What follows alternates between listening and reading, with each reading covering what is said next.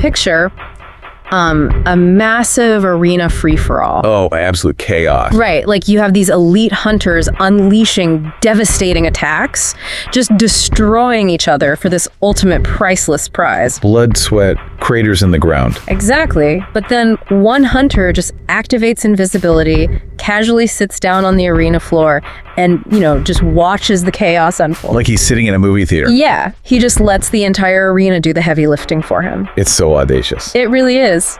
And then, when the dust settles, he just calmly stands up and eliminates the exhausted survivors in, exactly 30 seconds flat. Incredible. But who is this guy, and what is the prize? We're going to get to all of that, but first, welcome to this edition of DeepLore on the Deep Dive. Glad you're here with us. Today, we are venturing into Volume 2 of Infinite Mana and the Apocalypse, covering chapters 25 through 34. And this is a massive shift. It really is. Our mission today for you, the listener, is tracking this explosive transition. We are watching Noah go from being a big fish in a small pond to, entering the absolute core defenses of the Blessed Empire. Everything is scaling up. I mean, everything. Right. The cities, the stakes, the enemies, and honestly, Noah's absolute ruthlessness. It is a complete paradigm shift. Volume 1 gave us the whole dystopian, desperate survival vibe of Outer Bank X. Yeah, very gritty. Exactly. But Volume 2 fundamentally alters the parameters of what power actually means in this universe. For sure. Like Noah thought he understood the hierarchy, but as we get into these chapters, the ceiling of that hierarchy just completely shatters. So let's start with his arrival in Star City, because the environment itself does a lot of the storytelling here. Oh, the contrast is wild. It really is. Outer Bank X was ruined, basically a wasteland outpost. But Star City feels like stepping into a pre-apocalypse metropolis. Skyscrapers, clean streets, lights everywhere. Right. But what really stood out to me wasn't the architecture. It was the casual display of power. You're just driving through the city and there are 5 C-rank dungeon monoliths just casually sitting there. Just out in the open? Yeah, like local parks or something. And then Noah encounters the rank B monolith. This is a great scene. It physically takes his breath away just from the pressure it gives off. But I have to ask, how does a building give off physical pressure? Is it gravity? It's actually ambient mana density. Oh, okay. Yeah, in this universe, mana isn't just like an invisible fuel source. It actually has physical weight. Wait, really? Yeah, so when a dungeon is a rank B, the sheer concentration of magical energy bleeding off the monolith creates this localized gravitational anomaly. That is insane. Right. It tells you, without the text needing to use arbitrary numbers, that the gap between rank C and rank B isn't just a step up on a ladder. It's an exponential leap. Exactly. A completely different magnitude of existence. And the military presence definitely reflects that. Vice Admiral Magnar, this highly decorated officer, meets Noah personally. Which is a big deal. Huge deal. He sets him up in this incredibly luxurious room, and there's even a moment where Noah opens his room and there is literally a woman waiting in his bed. Yeah, which we're just gonna move right past. Right, exactly, because Noah just moves right past it too. He ignores her completely. He is laser focused on power right now. He really is. Imagine, you're a minor league baseball player getting drafted straight into the World Series. Good analogy. Thanks. You walk onto the field, look around at the elite players, and then suddenly realize the stadium itself is actively trying to crush you. That is exactly what Star City feels like. But as beautiful as the city is, we have to pivot to why Noah was brought here. The existential threat. Yeah, it's incredibly grim. Magnar doesn't waste any time once they're behind closed doors. He shows Noah these terrifying aerial photos. Uncountable dark dots. Literally uncountable, just moving across the Barrens. And at the center of this massive swarm is this colossal obsidian beast. Right, with a heavily patterned shell and these massive pointed horns. It's heading straight toward the Empire. And Outer Bank X is directly in its path. Which is just nightmare fuel. Total nightmare. And Magnar drops the timeline on him. He says they have maybe a few weeks to a month before this swarm hits. Imagine you're Vice Admiral Magnar for a second. Okay. You are staring down an unprecedented apocalypse-level swarm. A month to prepare an entire city's defenses is a logistical nightmare. It's basically a death sentence. Exactly. So he delivers this timeline to Noah, expecting, a reaction of pure panic. And Noah's eyes do go cold when he thinks about Outer Bank X. But then something bizarre happens. He genuinely laughs. Yes. He looks at the Vice Admiral and says, if it's a few weeks, we have more than enough time. And he means it. Magnar is utterly baffled by this confidence. Right, because why is he so confident? To a normal person, a month is nothing. Well, because Magnar is operating on standard linear progression. Right. But you have to do the math on Noah's progression. He went from an unawakened nobody to dominating C-rank bosses in, what, a week? Like 7 days, yeah. He completely broke the power scaling system. Precisely. His confidence isn't arrogance, it's a mathematical certainty. Because his infinite mana cheat. Exactly. He knows that 30 days of uninterrupted dungeon diving won't just make him stronger, it'll turn him into something unrecognizable. Wow. But to get there, he needs to understand that massive gap between rank C and rank B. Right, he has to test the waters. So he joins a military team raid into a rank B dungeon, the Mangrove Swamp. And this place sounds miserable. So miserable. It's this muddy, sticky swamp filled with rings of giant alligators. But the interesting part is how the veteran hunters handle it. Yeah, the princess system. Can you explain that to the listener? Because it sounded wild to me. Yeah, so the princess system is a brilliant look into the tactical reality for normal hunters.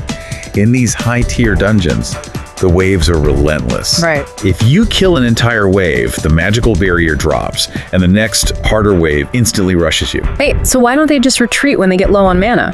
Because the dungeon seals behind them. Once you engage a ring, you are locked in. There's no safe room. Oh, wow. So the team intentionally leaves one single alligator alive. They call it the princess. That is so funny. Right. The heavily armored tanks just hold their shields and absorb the blows from this one alligator while the rest of the team sits down in the mud. Just to breathe and regenerate mana. Exactly. It is pure, desperate resource management. Which is completely alien to Noah. He's watching them do this agonizing routine while his rank C skill, Smite, is just tearing through monsters that normally stop C ranks cold. Yeah, his output is insane. But the defining moment of this raid, the thing that changes everything, is when the squad's male mage steps up. Oh, this scene is so good. He drops these massive magma balls from the sky. It wipes out half the wave in seconds. But then he instantly collapses from mana depletion. Yes. Noah just stares at him, heart pounding. He realizes he desperately needs an area of effect skill. An AoE, right? Exactly. Think about the irony here. A normal hunter uses an ultimate skill, wipes out the enemy, and passes out. And Noah sees that and thinks, what if I put an infinite ammo cheat code on a nuke launcher? Yes. He could drop those magma balls forever. Anyway, the team finishes the Mangrove Swamp in a record 3 hours. Which is unheard of. When Vice Admiral Magnar hears the news, he literally stands up from his desk in shock. It proves Noah is a strategic anomaly. Yeah. So the military gives him an AoE skill, Miniature Tornado. A solid upgrade, but the real prize, the catalyst that shatters his power ceiling, happens down in the Colosseum. Which resolves our hook from the intro. Yes. So Lightning Hand, this famous rank A hunter, just shows up on a whim. A living legend, basically. Right. And he pulls out a rank A skill book, Flight. He throws a free-for-all. Last man standing wins. It creates instant feral chaos. Oh, absolutely. Elite rank B hunters are just destroying each other, exhausting themselves. And Noah goes invisible, sits down in the dirt, and watches. So smart. Finally, it comes down to the last two survivors. They somehow detect him. But they're completely tapped out. Exactly. Noah just stands up, casts his new miniature tornado once on each of them, and sweeps them away. Match over. And Lightning Hand floats down personally. He does. He hands over the book and says, calm, careful, smart, powerful, not wasted on you. I love that quote. And then he just disappears on a lightning bolt. Yeah. Noah absorbs the priceless flight skill before he even walks off the arena floor. Lightning Hand's reaction is crucial, by the way. A lesser hunter would have tried to brawl in the center to prove their strength. An ego thing. Exactly. Yeah. But Noah treated it like an efficiency equation. Minimize risk, maximize reward. And Lightning Hand respects that pragmatism. So combine the infinite mana, the rank of flight skill, and the AoE tornadoes. What happens next? Absolute devastation. Noah goes immediately back to the Mangrove Swamp, entirely alone. He activates flight, hovers exactly out of reach while the alligators just jump helplessly at him. He literally laughs at them, and then he unleashes 3 simultaneous miniature tornadoes. He turns the swamp into mincemeat. There is no princess system anymore, no resting. He clears the entire dungeon solo in 30 minutes. 30 minutes, down from 3 hours with an elite team. Insane, and he runs it 13 times. His stats just skyrocket. They do, they cap out at the rank B peak. But because of his permanent passive skills, his vitality hits 290 and his strength hits 310. Which mathematically pushes him over the rank A threshold. Well, he's technically still a rank B hunter. Right, think about that physically. A strength of 310 means Noah is walking around with the kinetic energy of a freight train. But he still looks like a regular guy. Exactly. And the military realizes this immediately. When he comes out, soldiers gather to give him a standing ovation. And Magnar openly apologizes to him. He says, "I underestimated you, I apologize." Which is a massive concession from a vice admiral. Huge. But of course, just as Noah reaches the peak of his power and the military's respect, the corrupt political reality hits him out of nowhere. The death match. Yes, this is a total gut punch. A confirmed death match is issued against Noah by Andrei Nikolaev. The son of Admiral Chekhov. Right. Andrei was apparently next in line for that flight skill book. And he can't touch the Renka's hand. A lightning hand, so he targets Noah instead. But Noah never agreed to this match. It doesn't matter. The system protects the elite. If Noah skips it, he's blacklisted from all dungeons. And if he wins, he faces the wrath of an admiral with thousands of soldiers. Nobody in the room sees a way out. The tension is suffocating. And what does Noah do? He just laughs. He says, "We don't know who's alive tomorrow. Tell me about this guy." That laugh shatters the tension in the room.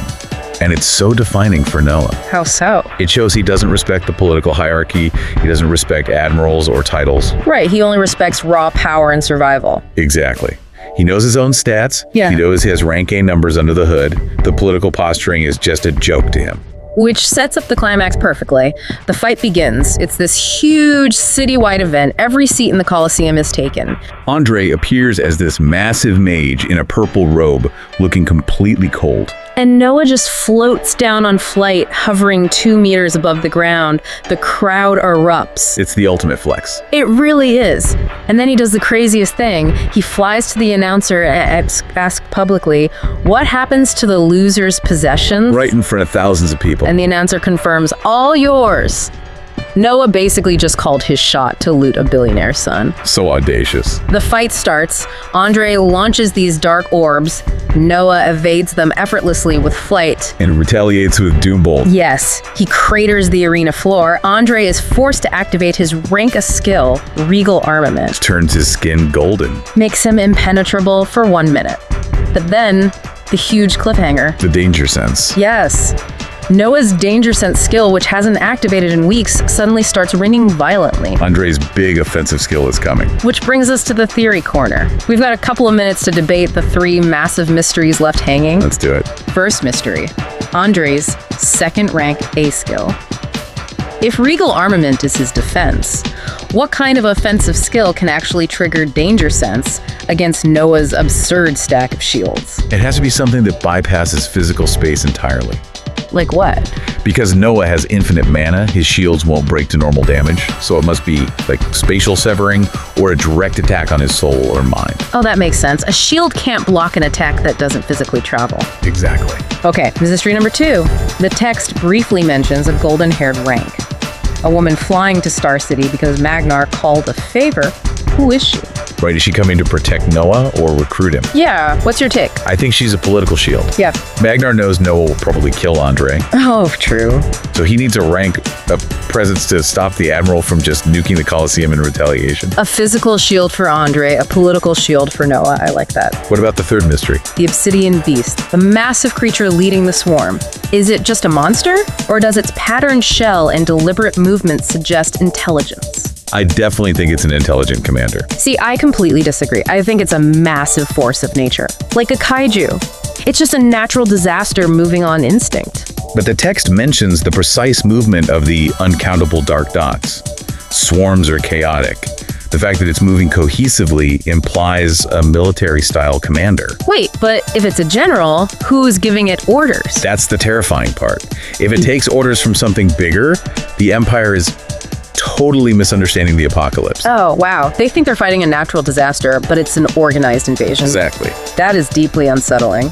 Well, listener, danger sense is ringing for the first time in weeks. Something is about to hit Noah's defenses. And it's gonna hit hard. Drop your predictions for what happens next in the comments. That's DeepLore. See you in the next one.